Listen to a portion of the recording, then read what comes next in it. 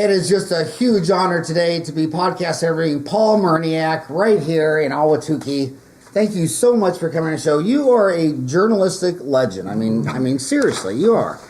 Paul Maryniak is executive director of the Ahwatukee Foothills News, East Valley Tribune, and Santan Sun News.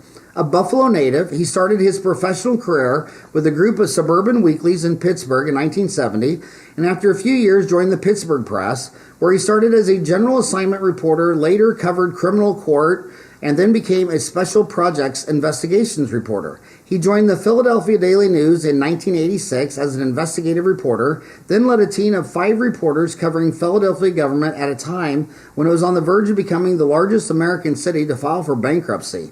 He became city editor for the Daily News in 95, and in 1999 was named managing editor of the East Valley Tribune. When the Tribune's owners put all their newspapers up for sale 7 months after he arrived in Mesa, Paul joined the Republic as East Valley editor. He subsequently held positions as Metro editor, deputy managing editor, East Valley general manager, and East Valley editor again during the Republic's continuing payroll cuts. He joined Times publication in June 2016. That was just a year ago. Paul has co-authored a book that dealt in part with 3 major criminal enterprises in Pittsburgh, was an adjunct journalism professor at Tempe University in Philadelphia. In Tempe or Temple? Temple. Temple. Okay, it says Tempe. That must have been my unconscious. Professor at Temple University in Philadelphia for 10 years, and co-directed a summer journalism program for high school students in Philadelphia for 10 years. How long have you been in journalism? 47 years. That is, and you look great, man. Thank you. You look great. I wish you would start with your profession has seen more changes. Oh, yeah. Than baseball and hockey and the Pittsburgh Steelers. I mean, Mike, I can't think. Can you think of any profession that's changed more than yours in the last 47 years? Oh, I don't know. Maybe medicine and dentistry, but yeah. I mean, the changes are both. They've been for the good and for the bad, obviously. The good, I mean, technology. I mean, I started on Remington typewriters, writing stories, and then we went to IBM Selectrics when we were graduating into computers, and then finally computers, and I've been through more forms of computers and production systems than I can even count. And, but the technology has been, it's been helpful. But at the same time, what's not been helpful is the ability to afford all that technology as far as news organizations are concerned. I mean, print revenue has been steadily decreasing. And what's also been impacting that, it's not only the drift of advertisers to the internet, it's also now been the collapse of a lot of nationwide retailers. Everything, just as the internet caused a disintegration in our audiences, it's also caused a disintegration in markets for the big box retailers. And so Macy's, for example, with a paper like the Arizona Republic, might have spent at one time, maybe in the 1990s, at least $500,000 a year easily. And you can see it in your Sunday paper. You probably remember back in the 90s when there'd be a Macy's special section every month, and along with that, 12 full pages of advertising in the A section. Now you look at it, there's very few inserts, and maybe you see a page or two of advertising. So that's really impacted revenue quite a bit. And when revenue's impacted, obviously payroll's impacted. So every news organization has seen fewer and fewer reporters in fewer and fewer places. And I think, though, with a paper like the Ahwatukee Foothills News, there's still a hunger for local community news. And I've been kind of pretty much a community newspaper, even though I've worked for big city newspapers. My focus has always been, at the city government level, maybe occasionally at the state, but I've really, always had an affinity for getting down to the nitty-gritty, staying in the trenches, and telling people what's going to be affecting them, focusing on that rather than the big debates of the day nationwide. And, and what I've been trying to do with the Ahwatukee Foothills News since I came aboard has been, when I came aboard, it was a pretty anemic product. And it once had a good reputation and a good focus. It had, when I was at the Republic, the Ahwatukee Foothills News used to give me fits because they'd have stuff that we never had. Now the tables are turned. Now I'm giving the Republic fits and covering. I took out a lot of general columns and really focused more on getting deep and depth and breadth in our coverage of what's going on in the community. Yeah, we had a big election a year ago, and I saw all these people want to talk about that election, and I would always think to myself, what does 99% of that have to do with Ahwatukee? I mean, these are your problems in Ahwatukee. I mean, the number one call to 911 out of every city of every state ever measured is domestic violence. And you want to talk about North Korea. Mm-hmm. You want to talk about the Department of Education. Well, let's talk about the Kyrene School District. Right. Let's talk about the 202. Let's talk about these golf courses. I always tell my kids when they all want to get in some big old political debate, I say, well, if I sat down 12 hours a day, 7 days a week for the rest of my life, thinking about North Korea and their missile system, how could I influence that? Mm-hmm. And then I should have been doing laundry, loading the dishwasher, mowing the lawn, and I like local. So some people like national news, right? And I just don't get half of it because I just think that 99% of all your problems live between your ears, mm-hmm. And if you focused on your family, your community, this and that, I don't have time to get to Putin and North Korea, right? Right. So, my God, 47 years, that is so damn cool. So where's your prediction? Where do you think your newspapers and media will be in 5 years, 10 years? I don't know. I think that what you're going to see is, I think that you're going to see a lot of mid-sized cities losing their newspapers, or they're not going to be city? Like a Cleveland or a Pittsburgh, or and it's going to vary depending on the strength of the local economy, number one, and the strength of the loyalty of the audience to the paper. But I think that you'll find more papers as far as a print product.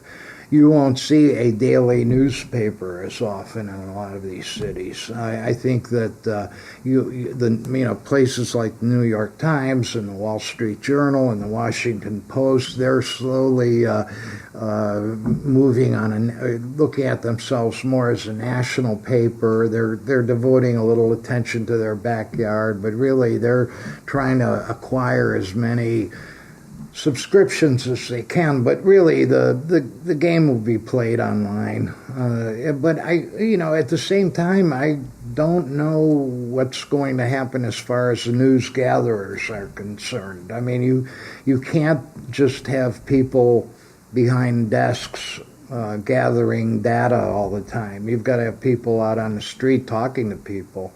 I spend about half my week up in Ahwatukee just talking to people and interviewing people, I'm pretty much a one-man show over at the Foothills. So so the Ahwatukee is delivered once a week? Yes, on Wednesday. On your driveway? Right. So because some people say, I don't know, they don't throw it on my driveway. Other people go, how does that work? Well, in all truth, I can't completely answer that. We don't go into gated communities because it's a hassle. You've been head of the Ahwatukee Foothills for a year and 2 months? Yeah.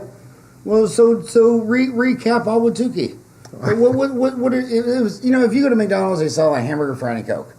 You go to a dentist, you get a cleaning, exam, and x-ray. What would be the top 3 things you think are the top 5 things that's number one, the freeway, and and really I think there's 2 number ones: the freeway and the golf courses. And I can't get I've done 25 shows. I can't get one person to come on the show to talk about freeways or golf course. You know anybody I could talk to? Yeah.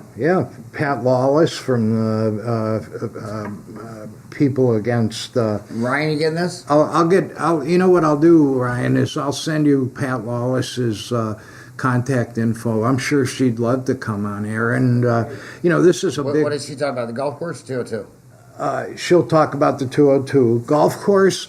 Now, the golf course folks, I will give you their contact info, but they're all now, we're talking about Ahwatukee Lakes. There's really a couple of issues here and a couple of golf courses. Ahwatukee Lakes, October is actually a big month for both Ahwatukee Lakes and for the freeway. On October 19th, the 9th, the U.S. Court of Appeals for the Ninth Circuit is going to hear the case, the appeal of both Park and the Gila River Indian community against ADOT and the Federal Highway Administration over the freeway. And basically what happened is that in July of last year, a federal judge in Phoenix rejected all of their arguments to stop the freeway. What they're contending is that the freeway did a faulty environmental study, environmental impact study. Back up before that, they just are tearing down a church, and on the other side of Pecos is an empty Indian reservation. Right. Why didn't they just put it on the Indian reservation? The community rejected it. They had a vote about maybe 5-6 years. Who rejected it? The Native American. But they're given an exclusive on casinos. Mm-hmm. They get free health care. It's also their land, so I know, but it was up to the residents. Then why don't you take away their exclusive for casinos and say, we'll build a casino anywhere? I don't know. Well, one issue with the Native American community, in fact, it's the issue on their part before the Ninth Circuit, is the fact that the freeway has to run through South Mountain, which they consider a sacred site. Oh, so it's a religious issue. There is a religious issue, and I don't know, to tell you the truth, I don't know if when there was a proposal to run the corridor across the Gila Reservation, if that still took that around South Mountain. I don't know. But, what I've also heard, and this is, I've never found any, basis for this, but at the same time I've heard nothing to dispute it, is that there's been a long-term resentment on the part of the Native Americans on the Gila Reservation toward ADOT because of the way it rammed the I-10 right through their community. Well, I don't know the history of that. I share that concern. Can I share my concern against ADOT? Okay, when they build their civil engineers build these streets, and they know on a 4-lane intersection, if half of it is apartments, residential, and half are two centers, the traffic accidents are almost zilch. But when they build a 4-corner intersection where every corner's got a 25-acre development, like Ray Road and 48th Street, how many people die at 40th and Ray? I mean, my dental office is on 40th and Elliott. If my office killed one person, what would the government do to me? Oh, they'd probably investigate you at least. And they would take away my license. I mean, usually when someone dies in a dental office, you don't practice anymore. Right. But when ADOT knows from zoning that you build a 4-lane intersection and you put 20 acres up, that once a month someone's driving through and saying, where's that Costco? Where is that? Boom, and they're dead. And does anyone from ADOT go to that funeral? Does anybody say, well, who is the civil engineer that went to U of A or ASU? Who signed off on this intersection? Mm-hmm. Sir, since you signed off on this intersection, 27 people have died in the last 10 years. And I don't know the number because when I email ADOT, they don't return the email. If I email any pastor of any church in Ahwatukee, they'll email me back and call me on my cell phone. But ADOT won't. Mm-hmm. So to tell me that the Gila Indians have a beef with ADOT, I think they're over the top, and I would like to, and I sent them an email and said, I want you to come here and tell me how many people have died on which intersections, there's only 4 ways in here. You can only get into Ahwatukee on Elliott, Warner, Ray, and Chandler. Mm-hmm. And the first 4-lane street is 48th Street. I just want to know how many have died on Elliott and 48th, Warner and 48th, Ray and 48th, and Chandler and 48th. Because I've been a dentist here 30 years, and that Ray Road, I cannot tell you how many people have died.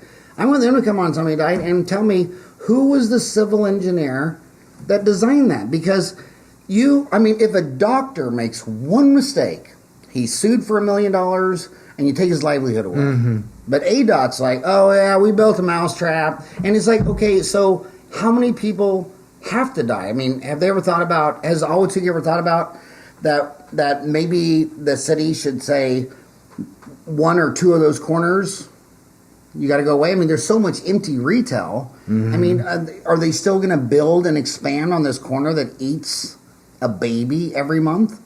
Mm-hmm. And so that's one of that was the most passionate reason of why I started Tukeetown. It wasn't for the freeway. It really wasn't for the golf course. Although those are big issues. But as an issue of dentists, you get to see car wrecks. They knock out their teeth if they're lucky. Yeah. And they're dead if they're not lucky. And I'll tell you what, it's one thing not to have a lot of sympathy for some young male on a motorcycle without a helmet. I mean, you're like, what was your next best idea? If riding a motorcycle to work without a helmet was your best idea, I just want to know what your next best idea was. But innocent people get killed by ADOT, and then every once in a while, a newspaper will show like the top 10 deadliest intersections in the valley.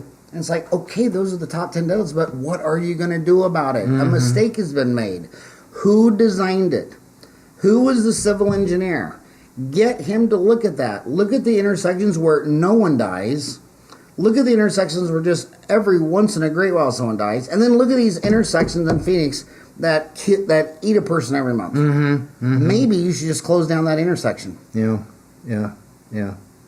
Well, and so if you have any, I'm sure if anybody has, you got anybody ADOT with the guts to come on Ahwatukee Uncensored and talk about this? Well, I can give you some leads on that. I would love those leads. That's my passion. So if the Gila Indian Reservation has a problem with ADOT, trust me, the entire Arizona medical community has a problem with ADOT. Yeah, but don't forget, too, that as far as finding out those fatality records, you would be better off going to the Phoenix Police Department because they have jurisdiction over those intersections. It's the difference between the mind of a dentist and a journalist. Yeah. Ryan, can you do that? I'll give you those. I'll send you those contacts. The Phoenix Police Department would have the mortality. Yeah. And, there are some issues of health and aesthetics and safety that have been raised with the freeway by Preserve Arizona's Resources and Children, and those are the Ahwatukee residents who are opposed to the freeway. Health, aesthetics, and what? And safety. Okay. The safety concerns have been that this is going to be an 8-lane highway. It is? Yeah. They're building 8 lanes. They're going to build it out right now so that they're not adding lanes like they've had to add lanes. I didn't know 8 lanes. Yeah. Damn. 3 lanes each direction and an HOV lane. And, wow. That's the size of superstition. Yeah. Wow. The health issues. The main health issue has been involving emissions. There's 140,000 vehicles a day that are estimated that are going to use that freeway.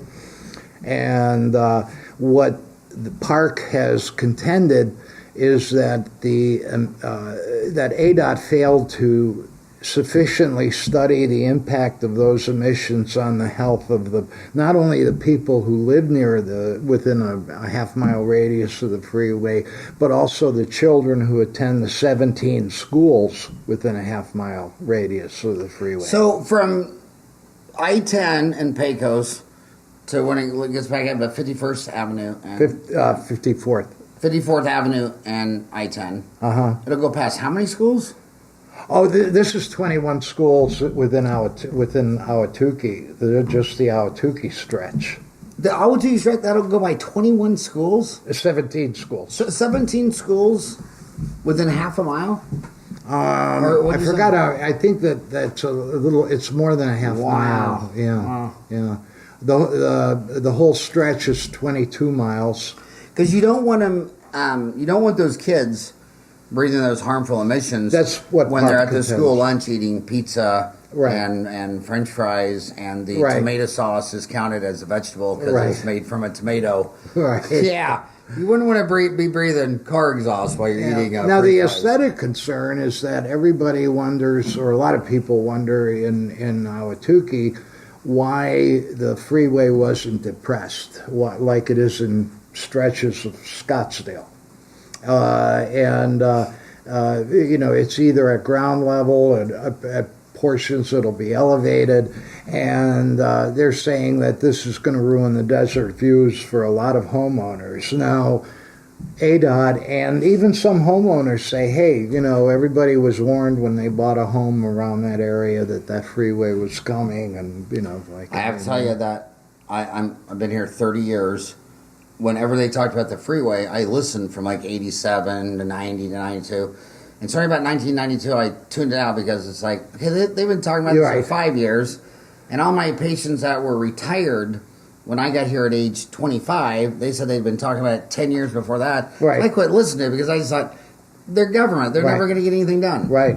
And so now it's... it took 3 decades. Mm-hmm. And it's Arizona's most expensive highway project ever, $1.7 billion. And they've already how much spent, that was because they had to buy out all those houses and churches? And that I can't tell you, but I can tell you that they've already spent close to $1 billion, and they haven't even. Well, Elon Musk. So I have gone to Australia. I've lectured at dental conventions at Australia since 1990, probably every 5 years. And it was the only I've lectured to dentists in 50 countries, and it's the only. I thought the Australians were so neat because in Australia, all those big freeways, they go underground, right. about 20, 30 feet. And, you'll be sitting there. My brother moved there 3 years ago for a job transfer and then got citizenship, and he's not coming back. Sydney is just amazing. He doesn't have a car. But you would sit there, and my brother would say, my brother who doesn't have a car, he's lived there for 3 years, and because the public transportation is so good, he said, now, Howie, he goes, to drive to the airport on the top of the city, you have to cross all the way to Sydney. It'd take you an hour and a half on their big roads and bridges. But just about a half mile down, there's a tunnel. You'll drop down a tunnel and you'll go 80 miles an hour diagonal across. And I saw that in 1990. I thought, well, why don't they tunnel all these things under the house? And now Elon Musk just started that in L.A. Right. Did you see it? He's got this thing that eats, I think it's 90,000 tons a week. And I guess at 50 feet underneath your house, you can't even measure a vibration when they're tunneling under you. Mm-hmm. Mm-hmm. So it looks like this is a horse and buggy issue that we won't have in another century. No, ADOT said that it would have been too expensive to have a depressed highway through Ahwatukee. Funny thing about that, when they were starting to talk about it 30 years ago, and they talked about it for about at least 10 years, the original plan there included them actually doing a tunnel. Right. Yeah. They wanted to run Central through. Yeah. And people went crazy about that because they thought, that the thing that's so Ahwatukee is it's the world's largest cul-de-sac. And what they didn't like about, say, a nice neighborhood and, say, in other areas, you have all these transients that don't live in your city always driving through your city. Mm-hmm. And they did not want Central connected and having people who don't live in Ahwatukee just driving around Ahwatukee. Right.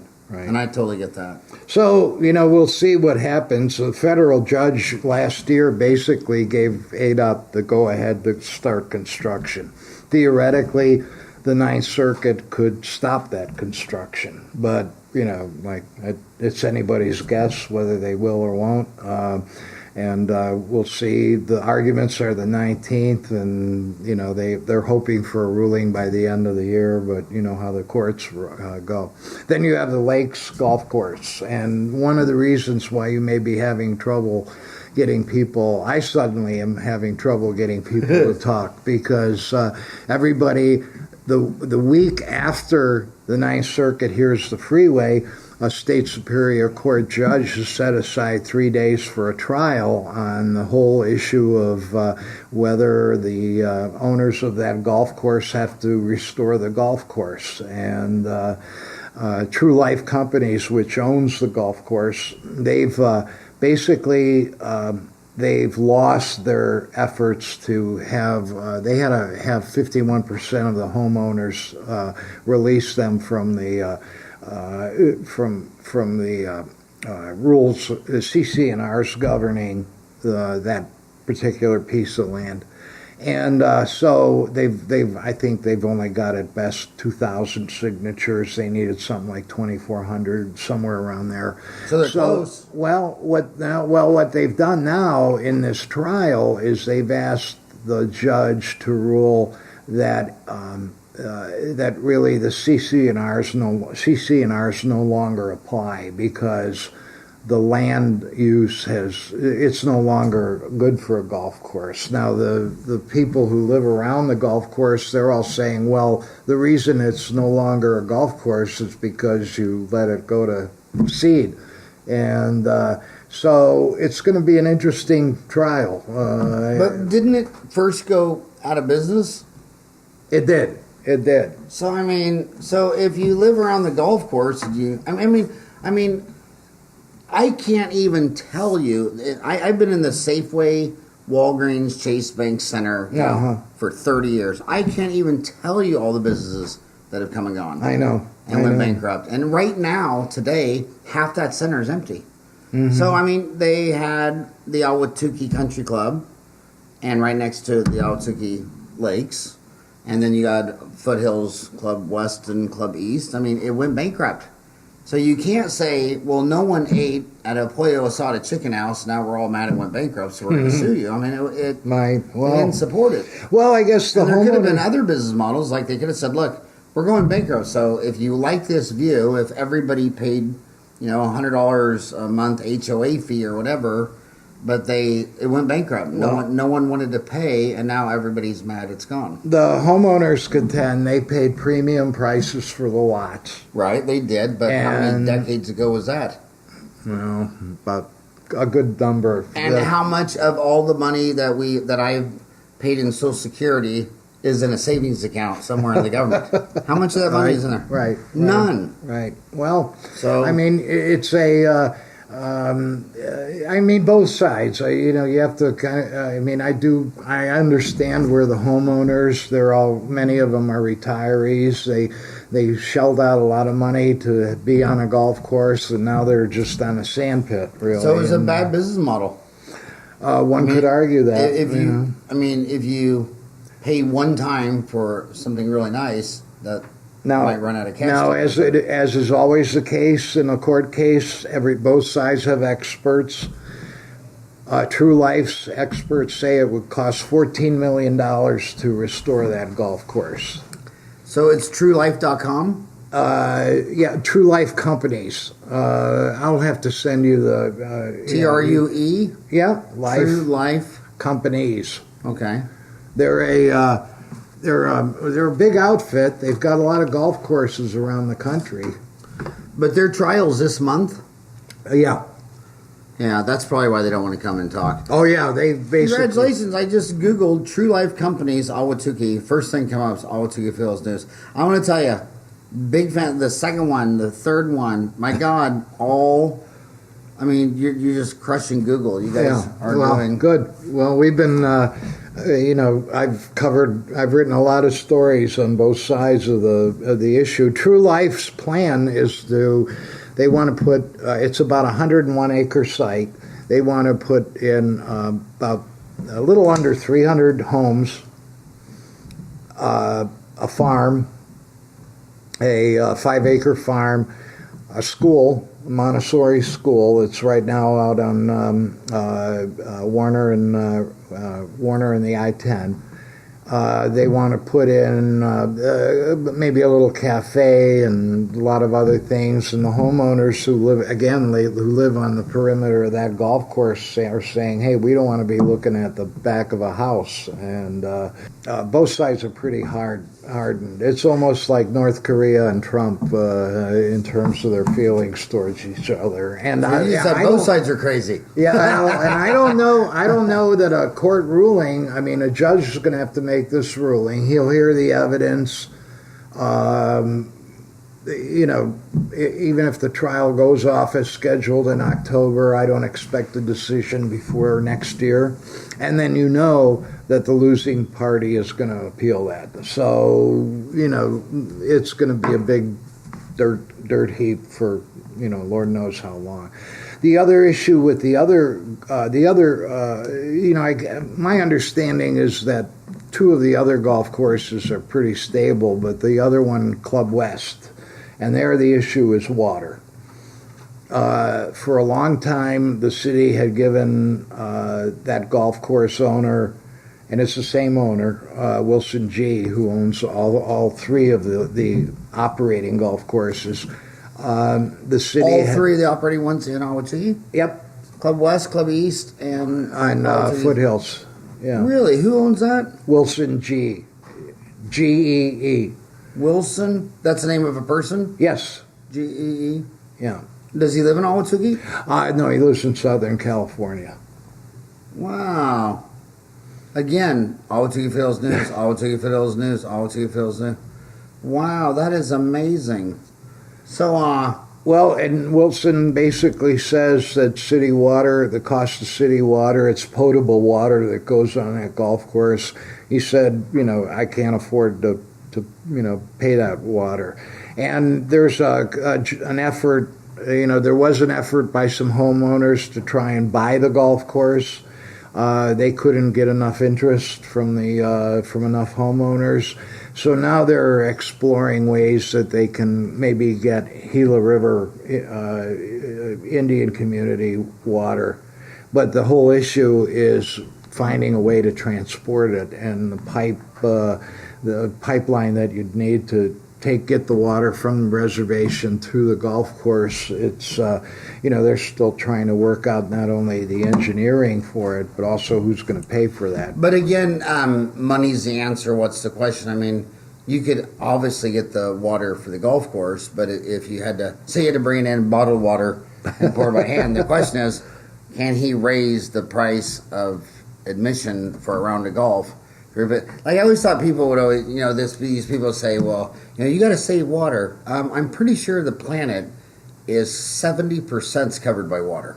Mm-hmm. I don't think the planet's going to lose water. What you're talking about is losing free, cheap water. Right. And when you go to Saudi Arabia, their water bill is higher than their electric bill. Mm-hmm. But when you come to America, the electric bill's much higher than the water bill, because Americans, they're just used to paying a lot of money for electricity. But so Americans always talk about really low cost, cheap water. But you go to, like, say, Dubai, you pay more for water than you do electricity. Right. And a lot of golf courses in the valley use reclaimed water. And but there used to be a reclamation plant in Phoenix near Club West, and it was mysteriously torn down by the city. Oh, I don't know. I think it was something like about 15 years ago. I tried to find out exactly why, but all the people who were involved have, either retired or they're no longer around, and it's kind of a mystery. Basically, all I've been told. So if someone knows why, someone's watching Ahwatukee knows why, how do they contact you? They can call me, 480-898-5647. That's 480-898-5647. If you want to know why that, if you know why that water, it was out on, where was that about? 24th Street, somewhere around 24th Street, I think, but I can't remember. 24th Street and what? Around 24th and Pecos, somewhere around there. 24th Street? Or Avenue? I have to, it might have been 24th Avenue. I thought it was farther out. I'm thinking like you might want to. I'm thinking like Pecos and 17th Avenue, but you're thinking Pecos. You might be right. Yeah. You might be right. But anyway, so it got closed down, and but you don't know why. But I bet someone out there knows why. And then potable water was their only other alternative, and so the rates went up. For a while, Wilson got a deal from the city. He got a reduced rate, but that. The time on that ran out, I believe, in 2015, and so now everybody's scrambling. And again, you get down to the same issue. Homeowners paid premium prices for lots around the golf course. Last year, the city turned the water off because Wilson owed over $100,000 on his water bill. And the grass started getting brown, and homeowners got upset. They said, hey, like he owns the golf course, let him pay this bill. And eventually he paid, but he's told me numerous times that he cannot, there's not enough revenue being pulled in by the golf course to meet that. Right. So that's what people always want to think. Like every time they pass a bond issue, a resolution, especially in California, it's always about to get rid of paying money. It's like to stop, a real estate tax or home tax. They're always taking taxes away. They never vote ever on, well, we want to pay for this. Right. They never vote on cutting costs. They always vote on, we want free stuff that we don't want to pay for. Right. And that's why to me democracy is very weird. It'd be like going into the school and the teacher say, well, I don't want to be a mean dictator. So do you guys want to study math or go to recess? Let's have a democracy. Okay, we're all going to recess. At lunchtime, I don't want to be a mean dictator. So do you want to eat fruits and vegetables or ice cream? Let's go with the ice cream. And America, for, what is it, a $19 trillion debt with $70 trillion unfunded liabilities. Do you guys want to pay for any of this? No. What would you like? More free stuff. Mm-hmm. And it's like every single democracy just gets deeper and deeper and deeper in debt. And then you look at the fastest growing economies, the only two, and they're Singapore and China. And it's like, if people would really take a big look around and say, where's this party going to end in 100 years? Imagine going to the prison and saying, well, do you guys want a warden? And the warden's like, well, let's have a democracy. I don't know. It seems like 55 years later, I seem to lose faith more and more in democracy every year. Mm-hmm. Have you ever been to Singapore? No. It's there in China. It's every government official is an engineer. And all they do is make sure the lights are on. They just grow the economy. Uh-huh. And then you come back to America and, all these it just seems like they can't get anything done. Yeah. I can't even think of the last time they've got anything done. Mm-hmm. But anyway, frustrating. I was talking about water, and you've been writing about a water meter controversy. Yeah. As a matter of fact, before I came here, I was out at the place where it kind of started. There have been a lot of complaints by people about unexplained spikes in their usage, and it started with a story that I did on a little HOA, 224 home HOA called Foothills Gateway. It's out near 48th and Fry. And in July, they had 5 meters that feed 2 little parks, and they're not very big parks. They might be about the size of this house in terms of area. And this one particular meter indicated that 1 million gallons had passed through it in 1 month in July. And they said, if that happened, that park would have been a giant lake. And then they called the city, and the city said, well, maybe somebody stole it. And they said you'd need 100 tanker trucks parked on, and it's a little side street that this park is located on. You'd need 100 tanker trucks parked outside to siphon off that kind of water. So the HOA vice president's wife posted a little something, and I saw this on Facebook, and I called her, did a little story, and then suddenly a lot of other people started coming forward, and it all involved the same kind of thing. In July, there was this big spike. One lady called me and said that her gallon usage was something like 50,000 gallons normally in a month. And in July, it registered over 214,000 gallons. And so her bill went from about $350 to $1,200 for that particular month.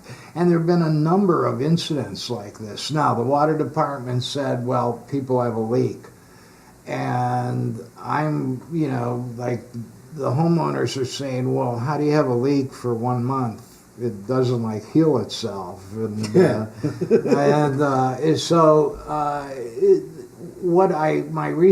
my latest story, I did some research and found out that this is a problem that has not just occurred in Ahwatukee, it's a problem that has occurred in a number of cities and counties and across the country. And it's the same kind of thing. What's happened is that it's happened in places where smart meters have replaced analog water meters, number one. Number two, there are the other similarity is that it's a spike for just a month. And it's not everybody, but it's enough that it's gotten people really angry. In Albuquerque, where this occurred, eventually the public works administrator resigned under pressure because of the way he handled the whole situation. In the Atlanta area, Atlanta's had the most consistent problem with these kind of spikes. And nobody seems to be able to figure out what's going on. A lot of attention has been focused on the smart meters. They're saying they're vulnerable to hacking, although where Ahwatukee's concerned, there's no evidence of hacking. Maybe it's interference. I don't know. Right now, Sal DiCiccio has... How do you pronounce his name? DiCiccio. DiCiccio. Yeah. I'm guessing it's Italian or Italian. Yeah. I never pronounce it like that because I just see it on a sign. Right. Yeah. Right. But well, anyway, his office has asked homeowners to they can download 2 years worth of their water usage from the city and send him the records, and he's eventually going to have a town hall between the Water Services Department and residents somewhere in Ahwatukee. Once he gets, they're all just basically trying to understand. Now with the Water Department, today I was down there because the Water Services Department sent a couple people to meet with the HOA and the landscaping company to talk about this, and nobody knows. Nobody has an answer. There were no leaks in that month of July, and the water usage, by the way, for August, it went back down to normal. So at 50,000 gallons a month. So no one can explain how it grew 20,000 times in 1 month, and then. Well, when you and I were little, the cars didn't have any computers in them.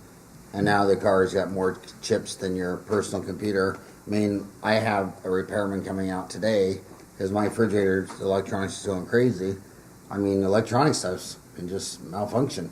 Yeah. And then be working. I mean, how many times has your microwave been blinking and being crazy, and then it just works again? Now the city said they've looked at the meter, and in fact today they put in a new meter. They said the meter was installed in 2009, and so they said, well, there's nothing wrong with the meter. If we put in a new meter, it's going to be an even more accurate reading. So your water bill will probably go up a little, but the HOA said fine, as long as we don't have these spikes anymore. But no one, it's a mystery. I mean, the city water department cannot explain it, and the HOA can't explain it, And so they're going to basically eat that the $6,000 that water bill was for July. But there are a lot of people, the other people who've had this problem. I mean, you're talking about a budget wrecker for a lot of individual homeowners. I mean, you know, the HOA, they said, well, we got a cushion and, you know, we'd rather have held on to that $6,000, but, you know, like, as long as it doesn't occur again, we won't have to pass that cost on to the homeowners in terms of higher dues. But there are a lot of people that I talked to, they said, you know, like, gee, you know, like, imagine you get a water bill for $1,000 when you're used to paying $300, you know, like, that's gonna hurt. And so right now, no one seems to be able to explain it. The city water department's basically saying, hey, we have looked at 3 years of data of water going to Ahwatukee, and we see no anomalies. So whatever the problem is, it's not ours. And so, conversely, the homeowners who've had this problem, they say they've had their irrigation systems checked and for leaks, that no one's found any leaks. And by the way, it spiked in July. Some people have reported that it stayed high in August, but for the most part, it's that July seems to be the issue. And then it went back to normal. No one can explain what happened. And so, you know, but I'm going to stay on top of this and see what You're happens. an amazing in-depth journalist. Well, you know. I mean, really. How long have you been in Arizona? Since '99. And then you've been focusing mostly all in Ahwatukee just 2 years, a year and a half. A year and a half, yeah. You're an amazing Well, I journalist. also oversee the East Valley Tribune, so I'm also that has nothing to do with looking Ahwatukee, so that's like- so I'm. It's like I it's know. like Scandinavia, North Korea. We But only care about Ahwatukee. Ahwatukee is where I do a lot of my reporting. Is it your favorite city? Yeah. Is it? Yeah. It is. I love Ahwatukee. It seems like yesterday I drove off I-10 and saw it for the first time. When I saw it at I-10 in Elliott, I was like, Yeah. I saw this on. There's another issue that you've been writing about. Teen suicide cluster prompts conference in Ahwatukee. Yeah. And fortunately, this conference is coming up. It's going to be at Desert Vista on November 6th. They've already had one conference in Gilbert about a month ago, and that is in response in Chandler, Gilbert, and Queen Creek. Within about a 12-mile radius, there were 7 kids between the ages of 13 and 18 who killed themselves between July 24th and Labor Day. 7 kids in 6 weeks. 6 of them hung themselves, 1 shot himself. And where was this at? Chandler, Gilbert, and Queen Creek. And why that resonates in Ahwatukee, there were a couple involving Kyrene about 5 years ago. I don't know the details on what exactly happened, but because it's the Tempe Union School District, where there were a couple of suicides involving students for Tempe Union, 2 at Corona. 1 was on Corona grounds. So and one of the suicides at Corona involved the son of a teacher at Mountain Point. And so they decided, we're going to have this conference in Desert Vista too, because it's a problem that affects really all the school districts are concerned. In Tempe Union, which is Ahwatukee's school district, they're trying to take the lead, trying to figure out what sorts of programs to preventive programs that they can, what other preventive programs are needed in the schools, especially to identify students. The problem is there's no particular set of characteristics that that at least as far as the kind of students who are doing this. In the case of this cluster that occurred over the summer, they were all high-achieving students. They were all popular, and so it kind of ran contrary to the public, the common public image of the suicidal student as being the loner and somebody who's hidden. So, anyway, there will be this conference on the 6th. There'll be, and they're hoping to get out a lot of parents. The Gilbert one drew 350 parents out there. They're going to have one in Ahwatukee? Yeah, at Desert Vista on November 6th. Desert Vista, November 6th. And you obviously when a kid commits suicide, you just think how sad. Yeah. But as a father of 4 boys, I've seen what happens to the survivors when a child gets killed in a car wreck or a suicide. Right, classmates. Oh my and so gosh, forth. I can't tell you. But it's not only all doom and gloom in Ahwatukee. I think there's some. There's another story I'm working on. You have something happy. You have something happy to talk there about? seems to be a big restaurant renaissance in Ahwatukee lately, and it's a combination of change and independence. But a lot of new places have been opening up in the last 6 months of all kinds of different places. The latest is going to be a breakfast joint called Snooze, breakfast and lunch joint. I think there's one already in Scottsdale, and this one opens next Wednesday. Where at? It's on Ray Road. I want to say Ray and 51st, somewhere around there. Are you going to go there? Actually, I'm going to drop. They have a soft opening this weekend. And the way they're doing it is Saturday, Sunday, and Monday. Each of those days, they're going to benefit a different charity. And what they're going to do And it's called Snooze? Snooze. Spell it. Snooze. Conventional spelling. Just Snooze Lunch, Ray Road, Ahwatukee. Snooze Restaurant. Yeah, try. I think it's Snooze Ahwatukee. My Yeah. God. Snooze Ahwatukee. Wow. Interesting. So it's going to be at 4901 East Ray Road. 49. Okay, in the Foothills Park Place. Right, and what they're going to do those first 3 days of the soft opening, instead of giving you a check, they're going to give you an envelope and you put in a donation. And I think on Saturday, I forget now which 3 charities they're going to are going to be the beneficiaries. It's Love I Am. You're right.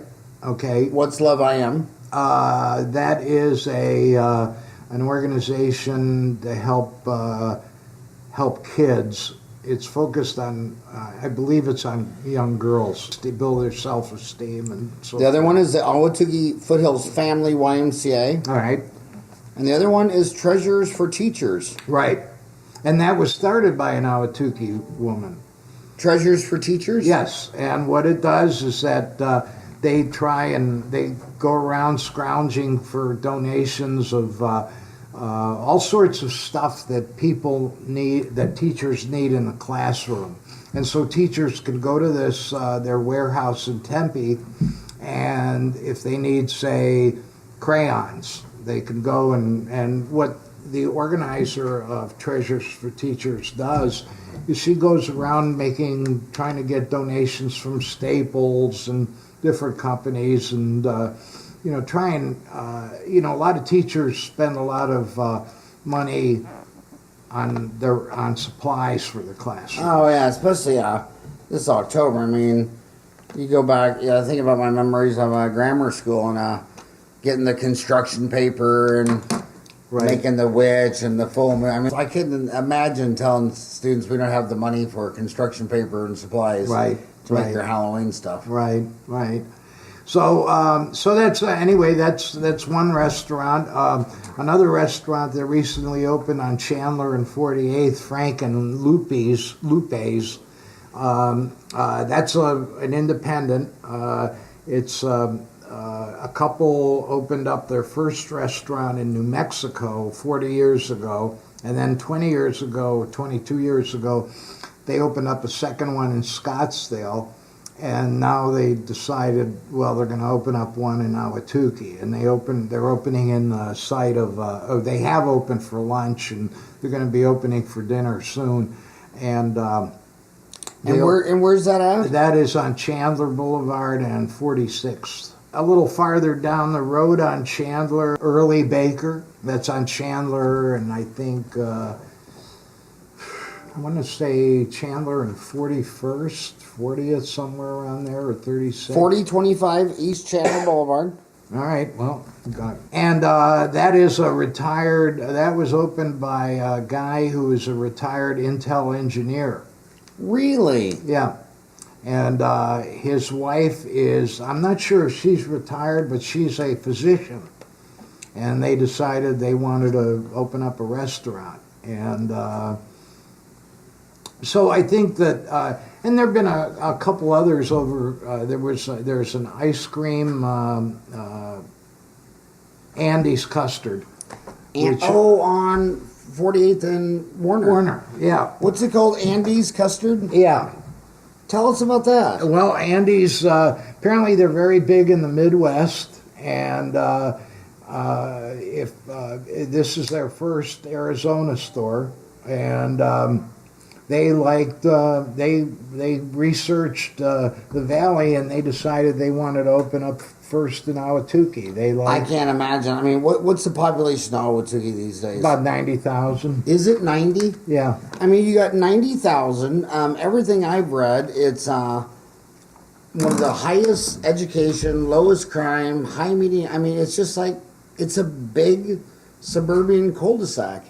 And it seems like the 30 years I've been here, the only place there's really crime is where you can do a crime and jump on the interstate. Right. And that's what concerns me about the 202. Because before, Ahwatukee is a pizza slice. You got the Mountain Preserve, the Healy Indian Reservation, I-10.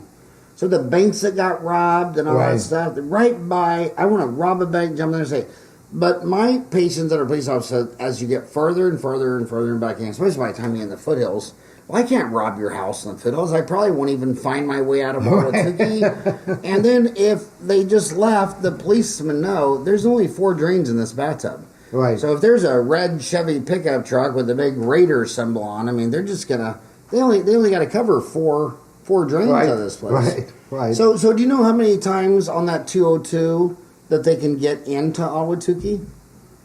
I mean, how many exits? How many exits? I want to say there's 4. Nah.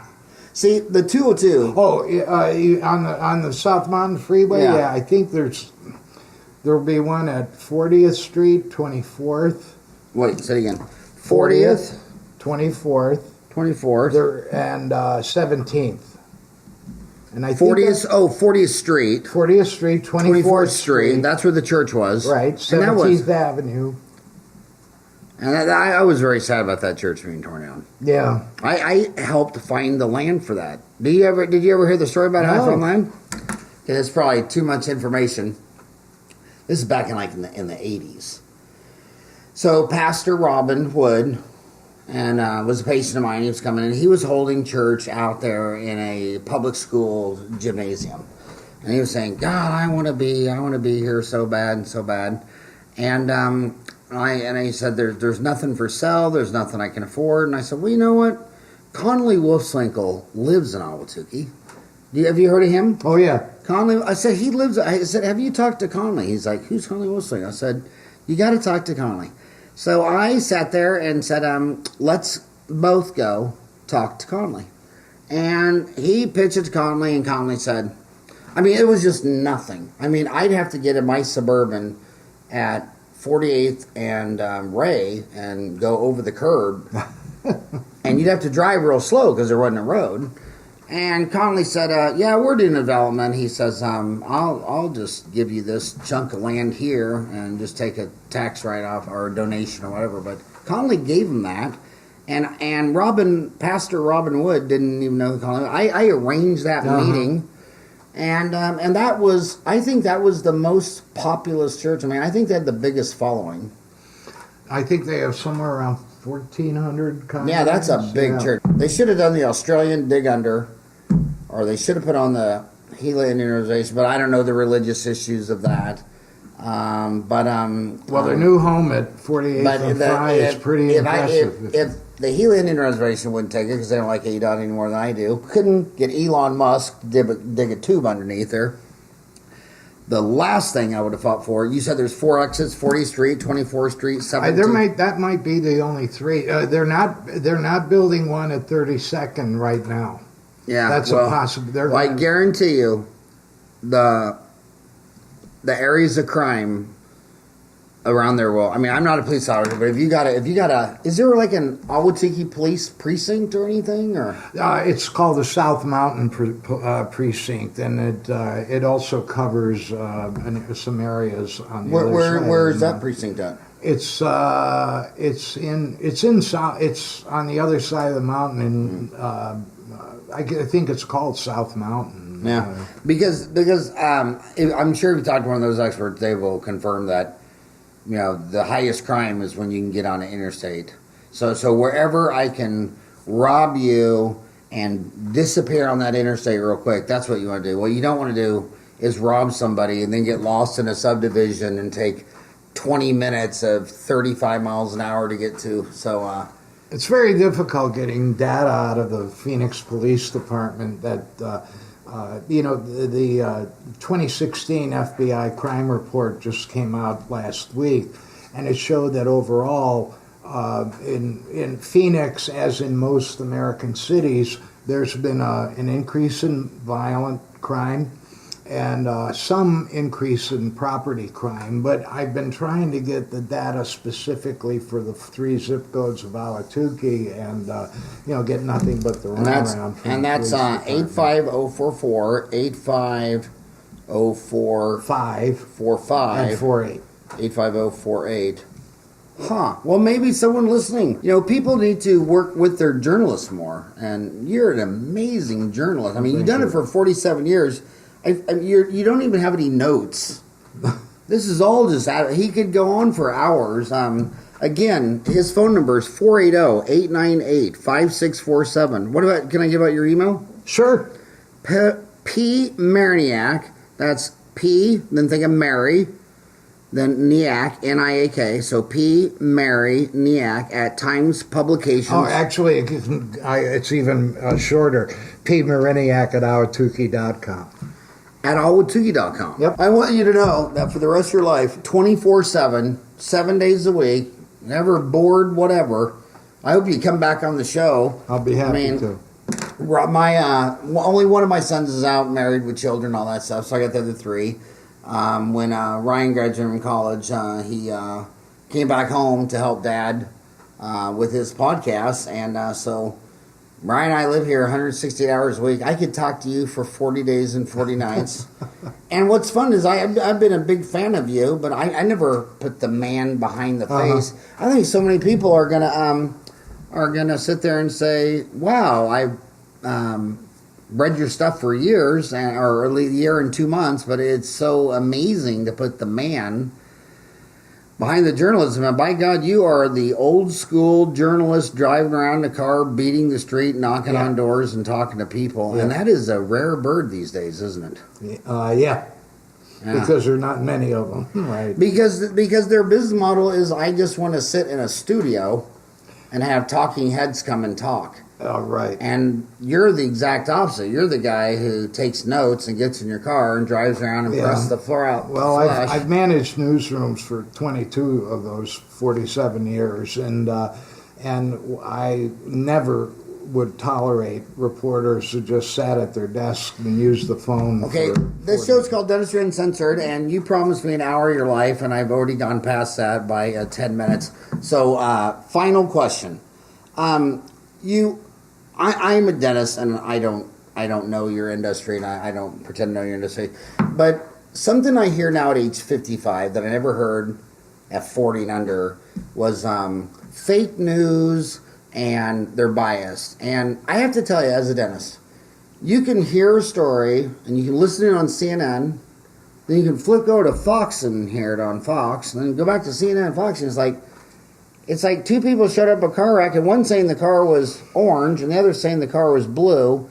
So, is there fake news, and or CNN or Fox News, do they have biases? Well, I think they have biases in terms of, I mean, to my way of thinking, I think Fox is a lot more biased than CNN, but you can see that bias just in terms of the people that they pick to be interviewed on air. My complaint, I think, with a lot of the national media, especially TV, and maybe one day we'll get into a chat about my relationship with TV, but I think that once again, you don't have a lot of people on TV going out into the streets. You have them calling up people, bringing them on air, paying a lot of them to make appearances, to give opinions. And I think that if you took your typical 24/7 TV station and if you eliminated all the opinion, you'd probably have a 24-minute for a day newscast of real fact. And that's my big beef with a lot of news organizations. I see this in a lot of young journalists. They want to give their opinion or they want to try and shade, and I say, the facts will tell the story. Let people decide based on the facts. And so what I try to do is give people as much information, but raw, data. Now I have to put it in an interesting manner, but at the same time I keep myself out of it and just say, hey, this side says this side says that. You make up your mind. It's not for me to say, and that's how I grew up in this business. And so my whole shtick is to get as much information as I can out of people, and put it out there, and then let the readers decide. And who was your role model? Who were your idols when you got into journalism? Wow, I think they're all dead by now. Yeah. All my, well, you know what? All my idols are dead too now. When I got into the business, I just liked the business. I was in publications as early as high school. I was the editor of my high school paper, the editor of my college paper, and I just liked telling people stuff they didn't know. That was and now there's no rational, probably half your listeners will say, well, this guy's kind of whacked. It's just, I just enjoyed doing that. And when I started out in the weeklies, there were a couple of reporters who worked at the Pittsburgh Press that I would read. And we had a corrupt district attorney at the time. And I would read their stuff, and I would marvel at the way, the information that they had. They didn't spin the story. They just said, hey, this is what this guy did. And they had dates, times, places. And, I said, this is the kind of stuff I want to do. And that's the kind of stuff I've done. So be honest, be truthful. Are you still a Steelers fan, or did you? Or did you convert to the Arizona Cardinals? No, I didn't convert to the Eagles. Either. And who was the greatest? I remember. I love Terry Bradshaw. Yeah, not just because he's bald, but my God, that was fun. And who was his tight receiver? Franco Harris and Lynn Swan. And Lynn Swan. Yeah. Oh my God, I can remember being a little boy. That guy. What is it? Terry Bradshaw and Lynn Swan. That was so fun to grow up to watch. But now I'm a Cardinals fan. I converted. How long we have to be out here before you convert? Well, I'm not going to wish them ill. I'm just teasing you. But hey, seriously, Paul, for you to come by the house and talk to my homies on Ahwatukee Uncensored, it was just, this is the most informative podcast I've done to date. And my door is, you got my number. You got my cell phone number, right? Yep. Anytime you ever want to come in here today, and you don't have to tell me you're coming. Just show up, let yourself in, make yourself a sandwich, and come back and talk, because I know they thoroughly enjoyed it. Well, thank you so much for your time. Great.